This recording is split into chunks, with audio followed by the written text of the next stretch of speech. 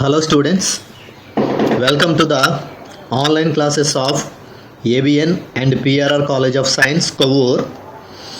I am Thompson, lecturer in Commerce. The subject I am dealing is auditing.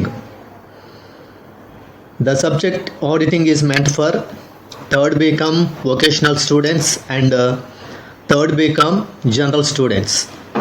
Okay. Students, in today's class, we are going to discuss about classification of audit. Classification of audit. Students, ఈ రోజు క్లాస్లో మనం discuss చేసుకునే topic ఏంటంటే classification of audit. దీన్ని తెలుగులో ఆడిట్ల వర్గీకరణ అని అంటారు. ఆడిట్ల వర్గీకరణ, classification of audit. Okay, start about today's topic. An audit can be classified into three types. An audit can be classified into three types. Audit యొక్క క్లాసిఫికేషన్ అనేది త్రీ టైప్స్లో ఉంటుంది. ఫస్ట్ టైప్ ఏంటంటే based on ownership, second type ఏంటంటే based on time, third type ఏంటంటే based on objective. So ఈ విధంగా audit యొక్క క్లాసిఫికేషన్ అనేది త్రీ టైప్స్లో ఉంటుంది. Based on ownership, based on time and based on objective. ఆడిట్ల వర్గీకరణ అనేది మూడు రకాలుగా ఉంటుంది. మొదటి రకం యాజమాన్యం ఆధారంగా, రెండవ రకం కాలం ఆధారంగా లేదా సమయం ఆధారంగా, మూడవ రకం ఉద్దేశ్యం ఆధారంగా లేదా లక్ష్యం ఆధారంగా లేదా ఆశయం ఆధారంగా. సో ఈ విధంగా ఆడిట్ల వర్గీకరణ అనేది మూడు రకాలుగా ఉంటుంది. దానిలో first type based on ownership, యాజమాన్యం ఆధారంగా. బేస్డ్ ఆన్ ఓనర్షిప్ అనే దాన్ని క్రైటీరియాగా తీసుకుని ఏ రకాలైన ఆడిట్లు ఉంటాయి అంటే sole proprietorship audit, partnership firm audit, companies audit, trusts audit, cooperative societies audit and government departments audit. ఇవన్నీ కూడా, ఈ ఆడిట్లన్నీ కూడా బేస్డ్ ఆన్ ఓనర్షిప్ అనే కేటగిరీ క్రిందకు వస్తాయి. యాజమాన్యం ఆధారంగా ఏ రకాలైన ఆడిట్లు ఉంటాయి అంటే సొంత వ్యాపార సంస్థ ఆడిట్, భాగస్వామ్య సంస్థల ఆడిట్, కంపెనీల ఆడిట్, ట్రస్టులు లేదా ధర్మ సంస్థల ఆడిట్, సహకార సంఘాల ఆడిట్, ప్రభుత్వ డిపార్ట్మెంట్ల ఆడిట్. సో ఈ రకాలైనటువంటి ఆడిట్లన్నీ కూడా యాజమాన్యం ఆధారంగా ఆడిట్ అనే తరగతి క్రిందకు వస్తాయి. Based on ownership first type. ఇక second type based on time, అంటే సమయం ఆధారంగా లేదా కాలం ఆధారంగా. బేస్డ్ ఆన్ టైంలో ఏ రకాలైన ఆడిట్స్ ఉంటాయి అంటే interim audit, final audit, continuous audit, balance sheet audit. So ఈ విధంగా కాలం ఆధారంగా లేదా సమయం ఆధారంగా ఏ రకాలైన ఆడిట్లు ఉంటాయంటే మధ్యకాలీన ఆడిట్, ఇంటెరిమ్ ఆడిట్ అంటే తెలుగులో మధ్యకాలీన ఆడిట్, ఫైనల్ ఆడిట్ అంటే తెలుగులో తుది ఆడిట్, కంటిన్యూస్ ఆడిట్ అంటే తెలుగులో అవిచ్ఛిన్న ఆడిట్ లేదా నిరంతర ఆడిట్, లాస్ట్ది బ్యాలెన్స్ షీట్ ఆడిట్ అంటే తెలుగులో ఆస్తి అప్పుల పట్టి ఆడిట్. సో ఈ రకాలైన ఆడిట్లన్నీ కూడా కాలం ఆధారంగా లేదా సమయం ఆధారంగా అనే కేటగిరీ క్రిందకు, తరగతి క్రిందకు వస్తాయి. ఇక third type based on objective, లక్ష్యం ఆధారంగా లేదా ఉద్దేశ్యం ఆధారంగా లేదా ఆశయం ఆధారంగా. బేస్డ్ ఆన్ ఆబ్జెక్టివ్లో ఏ టైప్స్ ఆఫ్ ఆడిట్స్ ఉంటాయి అంటే independent audit, internal audit, cost audit, tax audit, government audit, secretarial audit. So ఈ విధంగా లక్ష్యం ఆధారంగా ఆడిట్, దానిలో ఏ రకాలైన ఆడిట్లు ఉంటాయి అంటే స్వతంత్ర ఆడిట్, అంతర్గత ఆడిట్, వ్యయ ఆడిట్, పన్ను ఆడిట్, ప్రభుత్వ ఆడిట్, మరియు సచివాలయ ఆడిట్. ఈ రకాలైన ఆడిట్లన్నీ కూడా ఉద్దేశ్యం ఆధారంగా ఆడిట్ అనే కేటగిరీ తరగతి క్రిందకు వస్తాయి. సో ఈ విధంగా ఆడిట్ అనేది 3 టైప్స్లో క్లాసిఫై చేయబడింది: based on ownership, based on time, based on objective. So audit అనేది 3 రకాలుగా వర్గీకరించబడితే, మొదటిది యాజమాన్యం ఆధారంగా ఆడిట్ చేస్తారు, రెండవది కాలం లేదా సమయం ఆధారంగా ఆడిట్ చేస్తారు, మూడవది ఉద్దేశం ఆధారంగా కొన్ని రకాలైన ఆడిట్లు అనేవి నిర్వహించడం జరుగుతుంది. రైట్.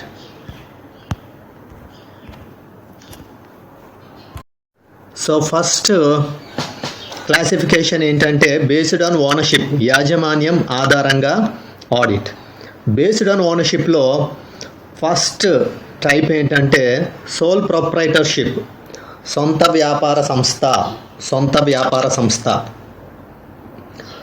సోల్ ప్రొప్రైటర్షిప్స్కి ఆడిట్ అనేది కంపల్సరీ కాదు.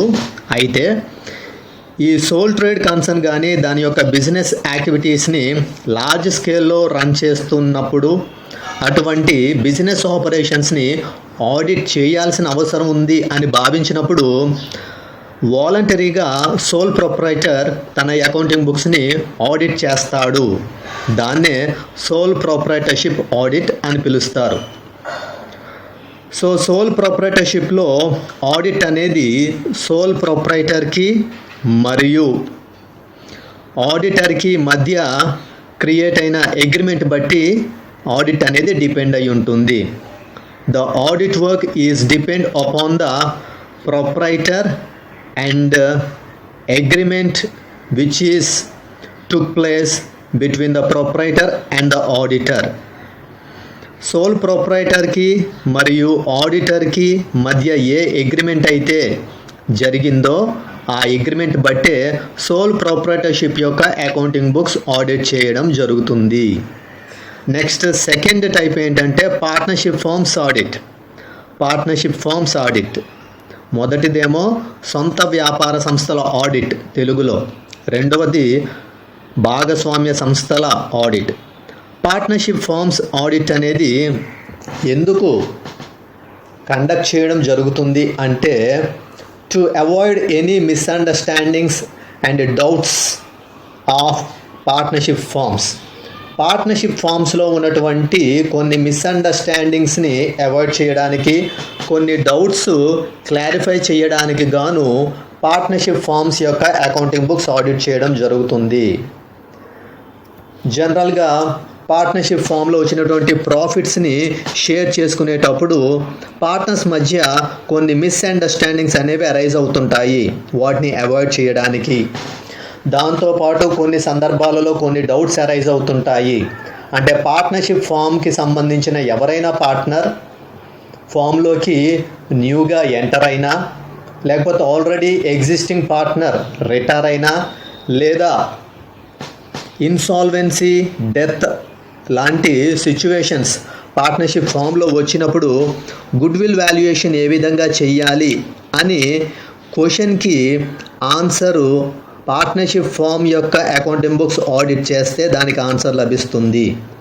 ఈ విధంగా ఫామ్లోకి ఎవరైనా పార్ట్నర్ న్యూగా జాయిన్ అయినా, ఫామ్ నుంచి ఎవరైనా రిటైర్ అయినా, లేదా పార్ట్నర్షిప్ ఫామ్లో గుడ్ విల్ వాల్యుయేషన్ చేయాల్సిన సందర్భంలో ఈ పార్ట్నర్షిప్ ఫామ్స్కి సంబంధించిన అకౌంటింగ్ బుక్స్ ఆడిట్ చేస్తే అది ఆ డౌట్ని చాలా ఈజీగా క్లారిఫై చేయడానికి వీలుంటుంది.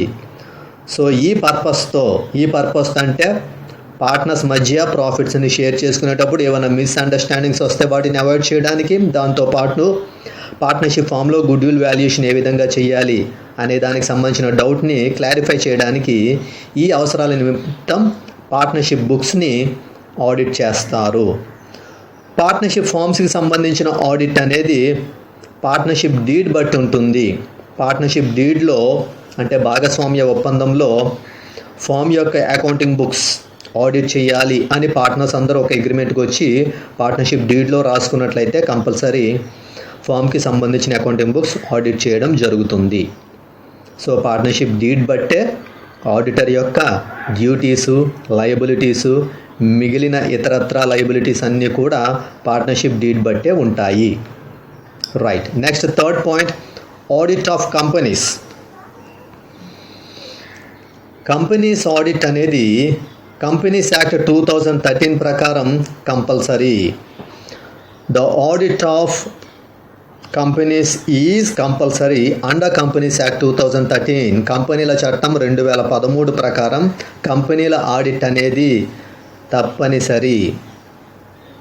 ఇంతకుముందు మనం డిస్కస్ చేసుకున్న సోల్ ప్రొప్రైటర్షిప్ ఆడిట్ కానీ పార్ట్నర్షిప్ ఫార్మ్స్ ఆడిట్ అనేది కానీ అది వాలంటరీ ఆడిట్. అంటే సొంత వ్యాపార సంస్థలు మరియు భాగస్వామ్య సంస్థల యొక్క ఆడిట్ అనేది వారి యొక్క స్వచ్ఛంద నిర్ణయం. కానీ కంపెనీల ఆడిట్ అనేది వాలంటరీ కాదు, కంపల్సరీ. కంపెనీల ఆడిట్ అనేది స్వచ్ఛంద నిర్ణయం కాదు, తప్పనిసరిగా నిర్వహించాల్సిన ఒక బాధ్యత. సో కంపెనీస్ బుక్స్ ఆడిట్ చేసే ఆడిటర్ ఎవరై ఉండాలంటే he must be a independent chartered accountant. ఒక ఇండిపెండెంట్ చార్టెడ్ అకౌంటెంట్ మాత్రమే కంపెనీస్కి సంబంధించిన అకౌంటింగ్ బుక్స్ ఆడిట్ చేయాల్సిన అవసరం ఉంది. కంపెనీస్ బుక్స్ ఆడిట్ చేసే ఆడిటర్ల యొక్క డ్యూటీసు, రెస్పాన్సిబిలిటీసు, వాళ్ళకు ఉండాల్సినటువంటి క్వాలిఫికేషన్స్, వాళ్ళకి ఉన్నటువంటి లయబిలిటీస్ ఇవన్నీ కూడా కంపెనీస్ యాక్ట్ 2013లో చాలా క్లియర్గా మెన్షన్ చేయబడ్డాయి. ఈ విధంగా కంపెనీల చట్టం 2013లో ఉన్నటువంటి నియమ నిబంధనలు చాలా జాగ్రత్తగా పరిశీలించినట్లయితే దానిలో కంపెనీ ఆడిటర్ల యొక్క అర్హతలు, విధులు, బాధ్యతలు మొదలైనవన్నీ కూడా చాలా స్పష్టంగా పేర్కొనడం జరిగింది. Next, audit of trust. ట్రస్ట్ల ఆడిట్ లేదా ధర్మ సంస్థల ఆడిట్. ట్రస్ట్ల ఆడిట్ లేదా ధర్మ సంస్థల ఆడిట్. ఈ ట్రస్ట్ల యొక్క ఆడిట్ అనేది ట్రస్టీల ద్వారా నిర్వహించబడుతుంది. అంటే కొన్ని రకాలైనటువంటి టెంపుల్స్, రిలీజియస్ ఆర్గనైజేషన్స్ లేదా ఎడ్యుకేషనల్ ఇన్స్టిట్యూషన్స్ ఇవన్నీ కూడా కొన్ని రకాలైనటువంటి చారిటబుల్ యాక్టివిటీస్ని పెర్ఫామ్ చేయడానికి ఒక ట్రస్ట్ని క్రియేట్ చేసి ఆ ట్రస్ట్ క్రింద కొన్ని ఆస్తులను పెట్టి ఆ ట్రస్ట్కు సంబంధించిన ఆస్తుల నుంచి వచ్చే ఇన్కమ్ ద్వారా ట్రస్ట్ని రన్ చేయడం జరుగుతూ ఉంటుంది. ఈ విధంగా సమాజంలో కొన్ని రకాలైన సేవా కార్యక్రమాలు, ధార్మిక కార్యక్రమాలు నిర్వహించాలనే ఉద్దేశంతో కొంతమంది వ్యక్తులు ఒక ట్రస్టును స్థాపించి ఆ ట్రస్ట్ క్రింద కొన్ని ఆస్తులను దారాదత్తం చేయడం జరుగుతుంది.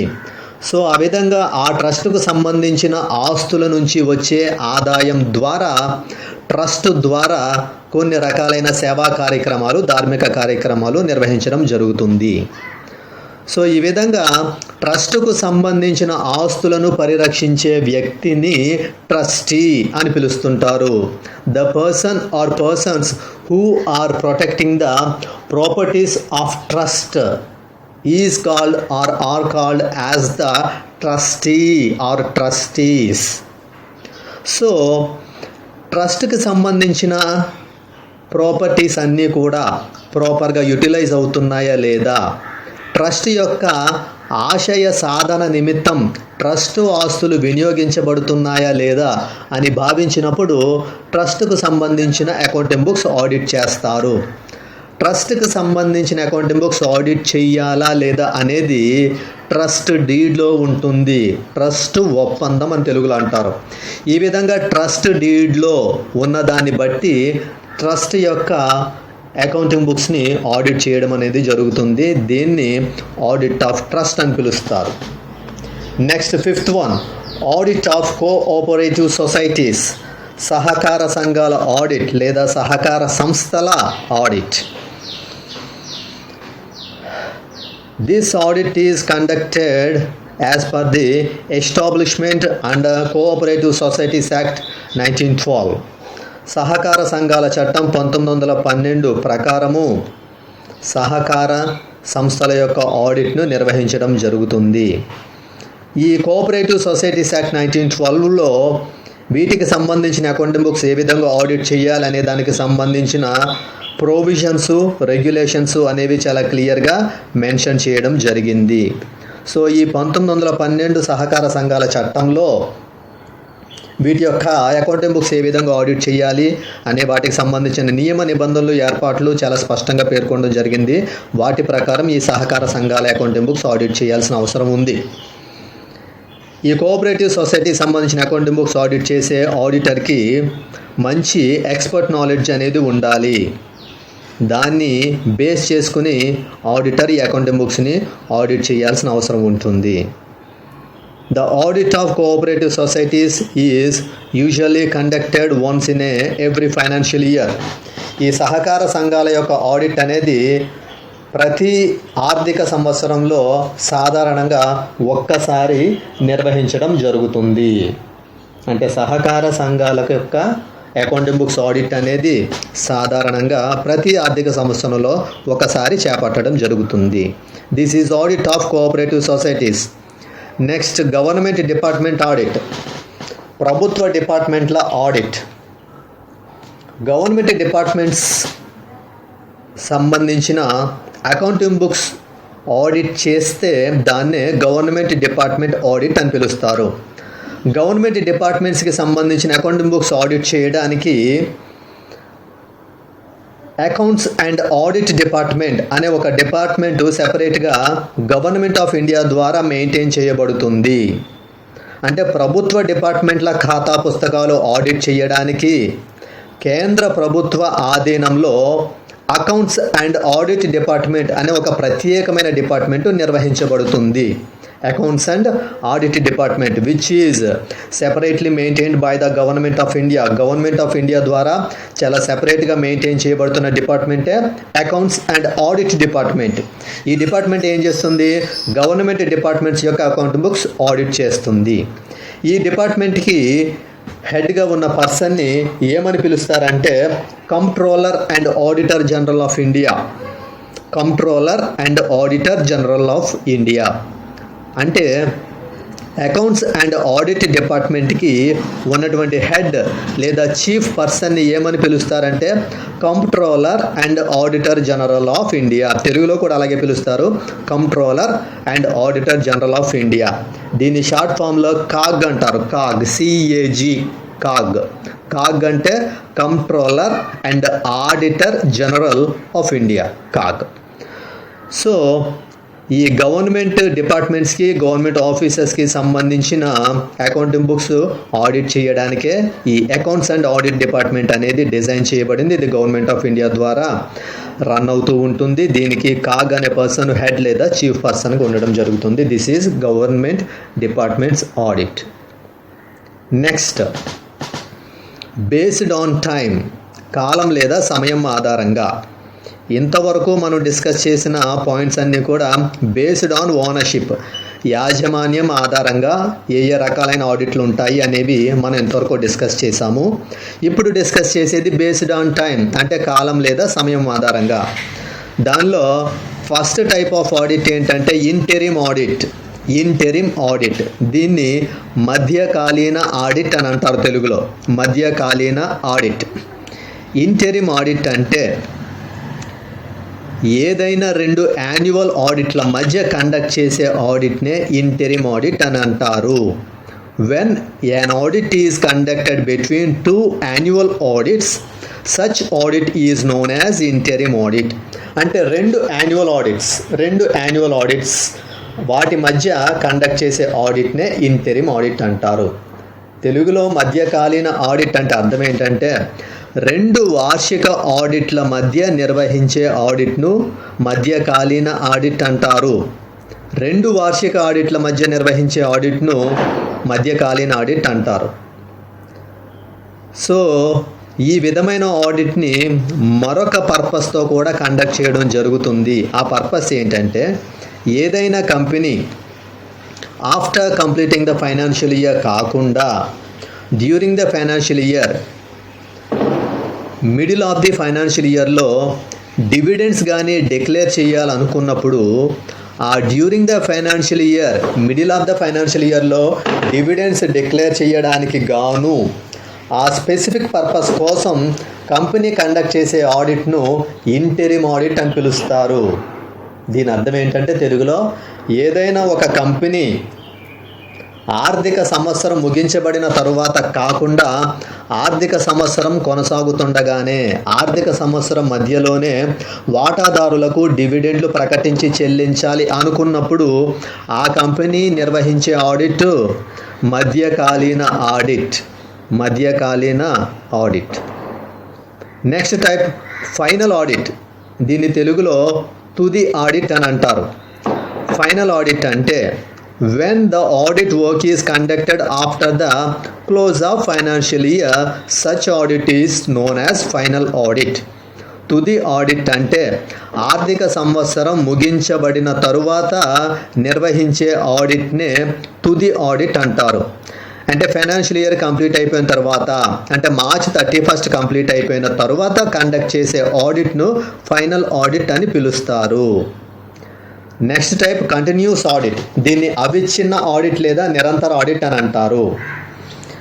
కంటిన్యూస్ ఆడిట్ అంటే an audit which is conducted throughout the year is known as continuous audit. తెలుగులో దీని అర్థం ఏంటంటే సంవత్సరం పొడవునా నిరంతరం నిర్వహించబడే ఆడిట్ను అవిచ్ఛిన్న ఆడిట్ లేదా నిరంతర ఆడిట్ అని అంటారు. అంటే ఫైనాన్షియల్ ఇయర్ క్లోజ్ అయిన తర్వాత కాకుండా ఫైనాన్షియల్ ఇయర్ స్టార్ట్ అయినప్పటి నుంచి ఫైనాన్షియల్ ఇయర్ ఎండ్ అయ్యేంత వరకు through out the year continuous accounting books audit కానీ చేసినట్లయితే దాన్ని కంటిన్యూస్ ఆడిట్ అంటారు. ఈ కంటిన్యూస్ ఆడిట్లో జనరల్గా ఆడిటర్ కంపెనీని కొన్ని రెగ్యులర్ ఇంటర్వెల్స్లో విజిట్ చేస్తూ అకౌంటింగ్ బుక్స్ని ఆడిట్ చేస్తూ ఉంటాడు. అంటే ఈ ఆడిట్లో ఆడిటర్ ఏం చేస్తుంటాడు అంటే కొన్ని రెగ్యులర్ ఇంటర్వెల్స్లో అంటే ఎవ్రీ 2 months కానీ ఎవ్రీ 3 months కానీ కంపెనీని విజిట్ చేస్తూ అప్పటికి కంపెనీకి సంబంధించిన బిజినెస్ ట్రాన్సాక్షన్స్ ఏవైతే జరిగాయో వాటిని ఆడిట్ చేసి తాను వెళ్ళడం జరుగుతుంది. మళ్ళీ ఒక రెగ్యులర్ ఇంటర్వెల్ తర్వాత అంటే మళ్ళీ ఆఫ్టర్ 2 months కానీ ఆఫ్టర్ 3 months కానీ వచ్చి అప్పటికి రెడీగా ఉన్న అకౌంటింగ్ బుక్స్ ఆడిట్ చేసి వెళ్ళడం జరుగుతుంది. ఈ విధంగా ఫైనాన్షియల్ ఇయర్ క్లోజ్ అయిన తర్వాత కాకుండా త్రూ అవుట్ ద ఇయర్ కంటిన్యూస్గా అకౌంటింగ్ బుక్స్ ఆడిట్ చేయడం జరుగుతుంది కాబట్టి దీన్ని కంటిన్యూస్ ఆడిట్ అని అంటారు. నెక్స్ట్ టైప్ ఏంటంటే బ్యాలెన్స్ షీట్ ఆడిట్. దీన్ని తెలుగులో ఆస్తి అప్పుల పట్టి ఆడిట్ అని అంటారు. ఆస్తి అప్పుల పట్టి ఆడిట్ బ్యాలెన్స్ షీట్ ఆడిట్ అంటే అర్థం ఏంటంటే బ్యాలెన్స్ షీట్లో ఉన్నటువంటి అసెట్స్ని, లయబిలిటీస్ని,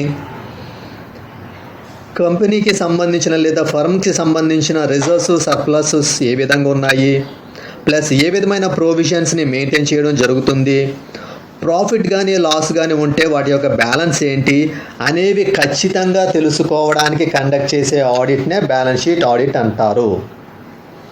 ఆస్తి అప్పుల పట్టి ఆడిట్ అంటే ఆస్తి అప్పుల పట్టీలో కనిపించే ఆస్తులు మరియు అప్పులు, మిగులులు మరియు రిజర్వులు మరియు వివిధ రకాలైన ఏర్పాట్లు, అంతేకాకుండా లాభము లేదా నష్టం వస్తే వాటి యొక్క మొత్తం ఎంత మొదలైన వాటిని ఖచ్చితంగా తెలుసుకునే ఉద్దేశంతో నిర్వహించే ఆడిట్నే ఆస్తి అప్పుల పట్టి ఆడిట్ అని